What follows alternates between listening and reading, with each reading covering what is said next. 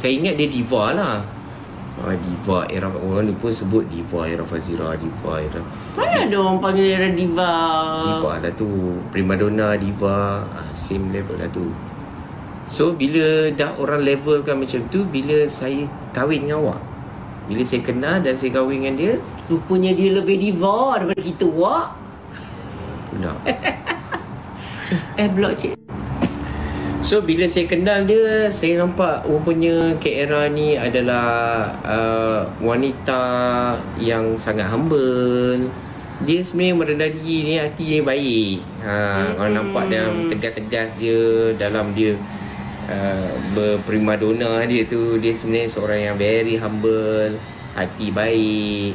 And then Kak Era ni adalah seorang yang sangat simple. Ya, saya punya simple tu sampai dia tak boleh tahan lah tengok. Saya tak boleh terima simple dia tu. Saya macam serius lah, simple sangat serius lah macam ni. Eloklah sikit, semogalah sikit. Simple macam contoh itulah, kalau orang suruh tengok bertudung ke apa semua tu kan. Saya nak betulkan tudung dia tu, saya geram, sakit mata. Kadang-kadang tu saya tegur lah, rupanya itulah, bukanlah saya lebih primadona, tidaklah juga. Lebih diva. Apa tu? Please nanti buat podcast, kasih on hobi Kakak Era kumpul pokmat. Yes.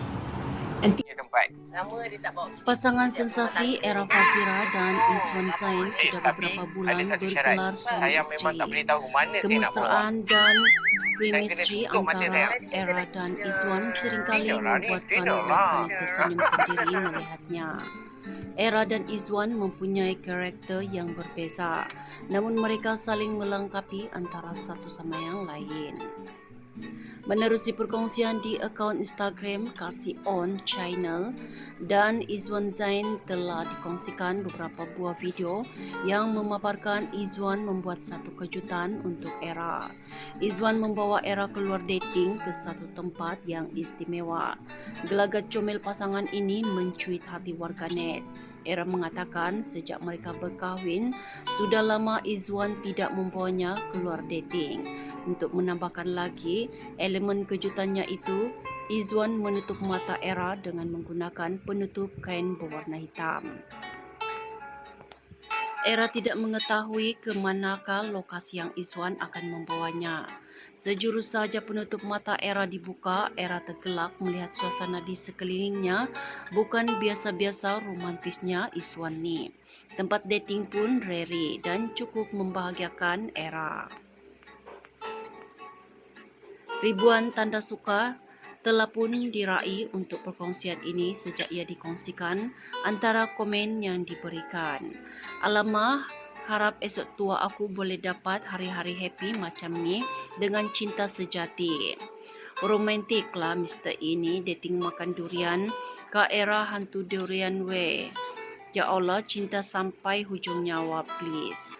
Sweetnya aku tumpang gembira tengok pasangan ni. Semoga til jana macam Era jumpa sama kepala dengan Era lah Izwan. Dah kahwin pun pasrah lagi. Lagi jangan kacau pasangan ni tahu. Romantik sungguh Izwan meratukan permaisuri sepas yang simple seperti ini sudah cukup untuk membahagiakan hati si isteri. Semoga Era dan Izwan kekal Sofia, Aisyah cepat ambil gambar.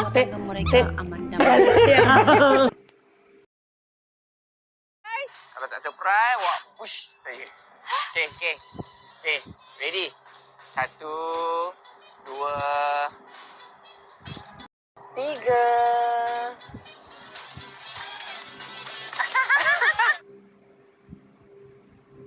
Saya tak sabar nak try udang merah ni. Alah, amboi. Seronok. Itu maksudnya seronok lah tu. Selamat lah. Yang lagu durian apa? Lagu durian Komen.